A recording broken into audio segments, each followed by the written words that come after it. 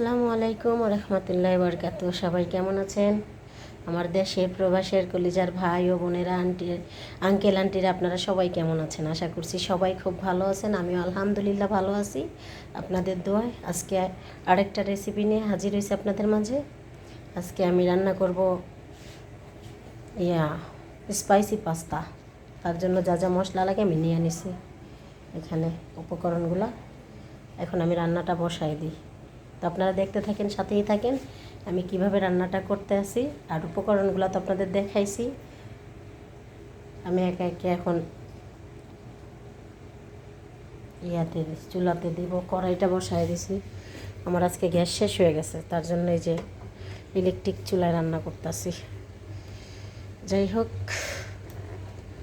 আমি এখন তেল দিয়ে দিব কড়াইতে।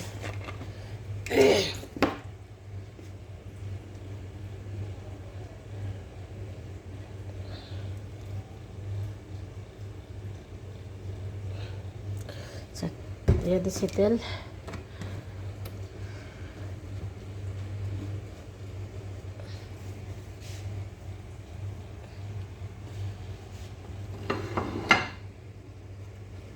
এখন দেব দারচিনি, দুই টুকরা দারচিনি। আমরা সাধারণত এই নুডলস রান্না করা, তারপরে নুডলস পাস্তাতে আমরা ব্যবহার করি না, কিন্তু কি আমার ম্যাডামরা পছন্দ করে, এই জন্য ওদের জন্য দেওয়া দারচিনিটা। এখন আমি পেঁয়াজটা দিয়ে দেবো এটার সাথে।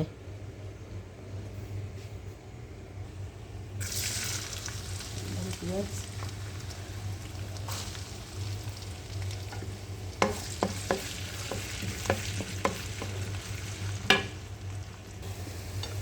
এই তো পেঁয়াজটা একটু ভাজা হোক। পেঁয়াজটা ভাজা হইতে হইতে আমি একটু চা খাবো। আপনারা কে কে চা খাবেন চলে আসেন। এই যে রং চার দাওয়াত সবাই। পেঁয়াজটা আর একটু ভাজা হোক, তারপরে একে একে সব মশলাগুলো আমি অ্যাড করব। আর মশলাগুলো অ্যাড করার সময় আমি নাম বলে বলে দিব যে কোন কোন মশলা আমি এটাতে ব্যবহার করতে আসি।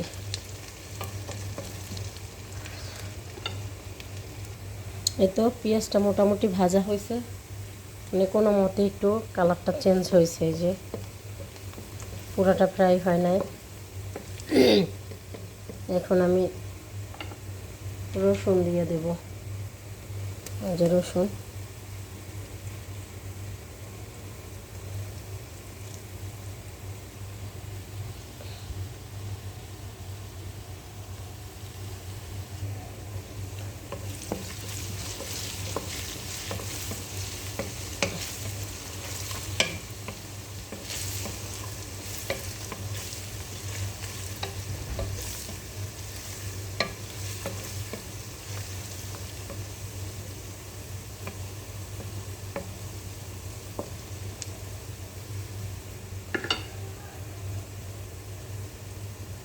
পেঁয়াজ আর রসুনটা একটু ভাজা ভাজা হইলে পরে পরবর্তী মশলা দিব।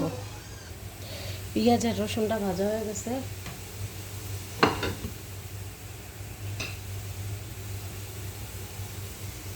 এখন আমি ক্যাপসিকাম দিয়ে দিলাম।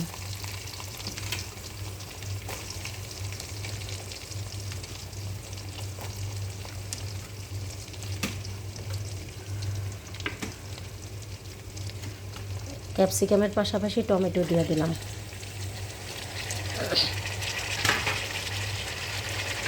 একসাথে দিয়ে দিলাম। হয়তো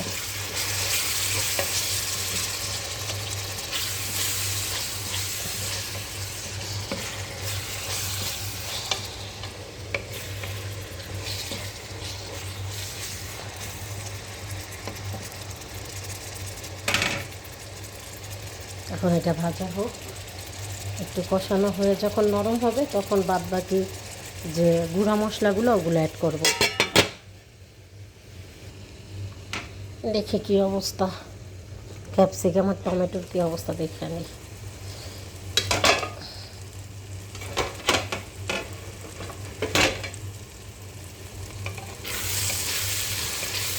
নরম হয়ে গেছে, সিদ্ধ হয়ে গেছে, টমেটো সিদ্ধ হয়ে গেছে, ক্যাপসিকামও সিদ্ধ হয়ে গেছে।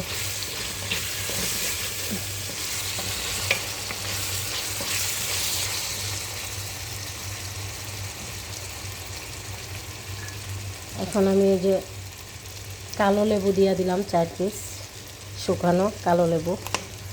এটা আমার ম্যাডাম খুব পছন্দ করে। আর এখানে দিয়ে দিচ্ছি আমি ম্যাজিক মশলা, একটা অর্ধেক 1.5 পিস দিছি, 1.5 পিস ম্যাজিক মশলা দিছি। 2টা দিলে লবণ বেশি হয়ে যাবে, কারণ এটাতে লবণ থাকে তো, এই জন্য। আর যে কোনো জিনিসই বেশি অতিরিক্ত দিলে স্বাদ নষ্ট করে ফেলায়।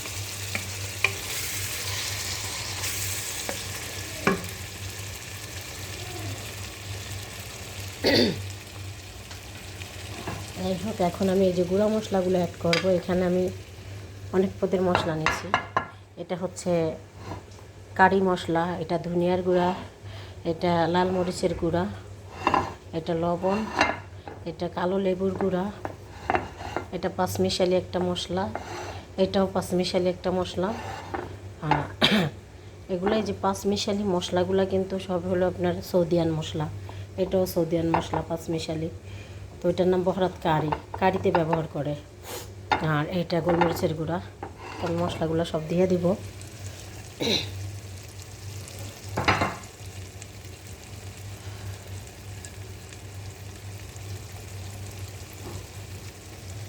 তো মশলাগুলো সব করা হয়ে গেছে আমার, সুন্দর করে মিক্স করে নিই।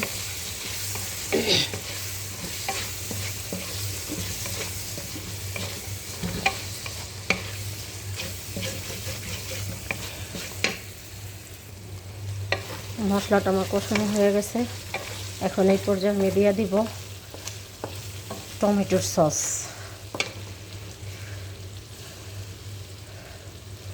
এই যে এটাতে কালার সুন্দর টকটকে লাল কালার আসবে।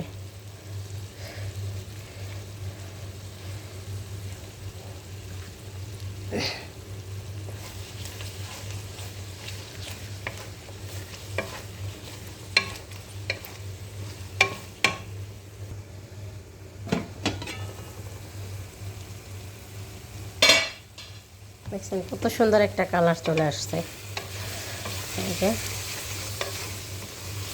কালার আরও সুন্দর হবে, কারণ এটাতে মুরগির মাংস যাবে, তারপরে পাস্তার নুডলস যাবে। মশলাটার কালারটা কত সুন্দর, টকটকা হয়ে গেছে লাল। আর এই লেবুগুলো দেখতে আরও সুন্দর লাগতেছে, চকচক করে কালার।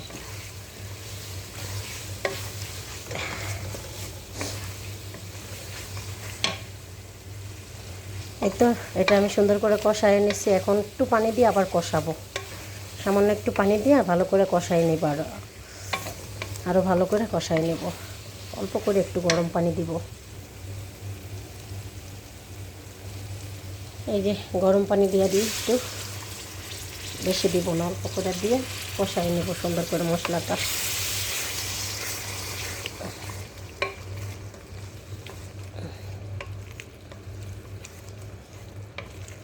একটু পরেই মুরগির মাংসটা এটার ভিতর দিয়ে দেব আমি, তাহলে একসাথে মশলাও কষানো হয়ে যাবে, মুরগির মাংসও কষানো হয়ে যাবে।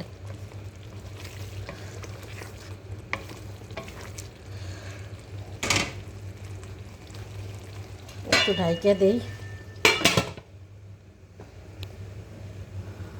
একটু জালটা বাড়াই দিলাম। আর আমি এটা পেঁয়াজটা আর মশলাটা ভুনা করতে করতে গ্যাস নিয়ে চলে আসছে। যে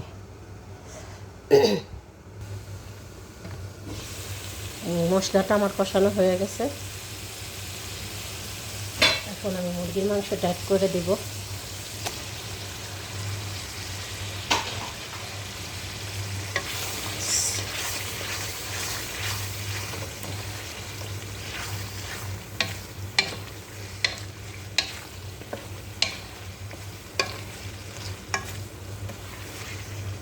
মুরগির মাংসটা একটু কষানো হোক, একটু কষানো হোক, একটু না পুরোপুরি কষাই নেব সুন্দর করে। একটা ঢেকে দিই। মাংসটা আমার সুন্দর করে কষানো হয়ে গেছে। আমি একটু লবণ দেখলাম মশলার, যে লবণটা পারফেক্ট হয়েছে কিনা। বিশ্বাস করবেন না পুরো ভাইয়েরা, এত মজা হয়েছে, খুব টেস্ট হয়েছে। আপনারাও বাসায় এইভাবে ট্রাই করতে পারেন। আর এটা খুবই ভালো লাগে, আমার কাছেও খুব ভালো লাগে এটা। আর আমার ম্যাডামরা একটু ঝাল কম, ওরা তো ঝাল খায়ই না, নামের একটু ঝাল খায় কোনো মতে।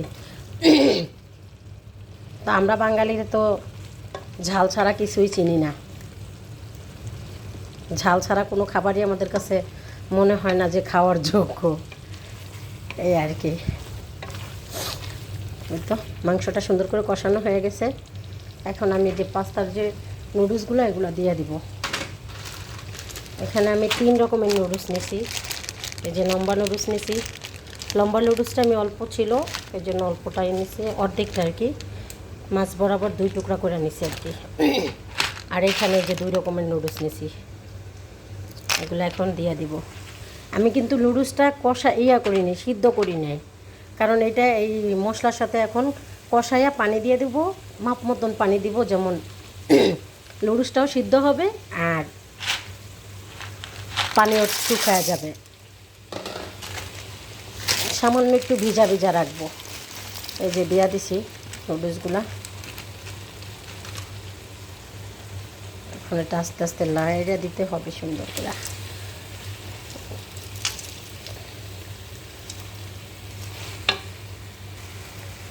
এই তো ভালো করে লাড়ানো চাড়ানো হয়ে গেছে, এখন পানি দিয়ে দিই, গরম পানি।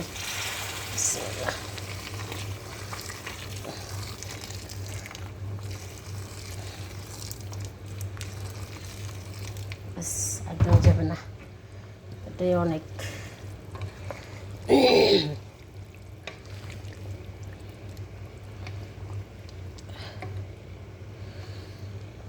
আপনারা চাইলে বাচ্চাদের জন্য এভাবে রান্না করে দিতে পারেন, এটা খুবই মজাদার একটা খাবার, বাচ্চারাও খুব পছন্দ করবে। তবে সেক্ষেত্রে বাচ্চাদের জন্য একটু ঝালটা কমায় দিবেন, সব বাচ্চারা তো আর ঝাল খাইতে পারে না, ঠিক না? আবার কিছু কিছু বাচ্চারা আছে বড়দের খাবারও খাইতে পারে, কারণ ওদের ঝাল খায় অভ্যাস হয়ে গেছে। এই জন্য এইভাবে করে যদি আপনি পাস্তাটা রান্না করে বাচ্চাদের টিফিনে দেন স্কুলে, খুব সুন্দর করে খেয়ে নেবে ওরা। আমি এবার মাঝে মধ্যে শুদ্ধ করে লাইনি, আল্লাহ রে আল্লাহ খাইছে, শুদ্ধ তো পারিই না, আমি যেমন তেমন করেই আমি আমার কথা বলি। যাই হোক, আমার ভুল ত্রুটি আপনারা সবাই ক্ষমা দৃষ্টিতে দেখবেন। আপনাদেরকে আমি শুরু থেকে শেষ পর্যন্ত একটা কথা সবসময় বলি, যে আমি সাজায়া গুছায়া কথা বলতে পারি না, আমি আমার মতন করে বলি। ভুল ত্রুটি হইতেই পারে, মানুষ মাত্র ভুল হয়, ভুল হয় না শুধু শয়তানের। তো আমার যদি ভুল ত্রুটি হয় আপনারা ক্ষমা দৃষ্টিতে দেখবেন। দেখা হচ্ছে নুডলসটা রান্না করার পর পুরোপুরি ফাইনাল লুকটা আপনাদের আমি পরে দেখাবো আবার। আর এখন দেখেন কত সুন্দর কালার আসছে ঝোলটার, এটা সামান্য একটু ভিজা ভিজা থাকবে। যাই হোক, রান্নার পরে আপনাদেরকে আবার দেখাচ্ছি, সেই পর্যন্ত আমার সাথেই থাকেন। এই যে রান্না করা শেষ, পুরো কমপ্লিট।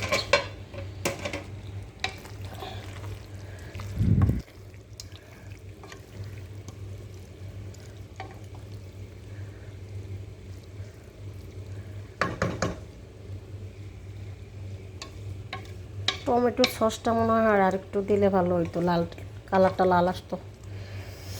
কালারটা যেরকম লাল ভাবছিলাম সেরকম আসে নাই। যাই হোক, তারপরও খারাপ হয় না মোটামুটি, তবে খুব স্বাদ হইছে। হোয়াদ মানে এমন হোয়াদ হইছে, মুখে লাগিয়া থাকবো এই হোয়াদ। ওকে, রান্না করা শেষ, এখন ম্যাডামের মেয়েরে খাইতে দিব। এই যে ম্যাডামের মেয়ের জন্য প্লেটে বাইরে নিলাম, এখন ওরে খাইতে দিব। তো সবাই ভালো থাকবেন, সুস্থ থাকবেন, আর ভুল ত্রুটি সবাই ক্ষমা দৃষ্টিতে দেখবেন। আমি অবশ্য কথা সাজায় গুছায় বলতে পারি না, ভুল মানুষ মাত্রই করে, ভুল শয়তানি করে না। তো আমার যদি কোনো ভুল হয়ে থাকে অবশ্যই ক্ষমা দৃষ্টিতে দেখবেন। আর আমার রান্নাটা কেমন হয়েছে সবাই কমেন্টে জানাবেন। সবাই ভালো থাকেন, সুস্থ থাকেন, আবার হয়তো দেখা হবে অন্য কোনো ভিডিও নিয়ে। আল্লাহ হাফেজ।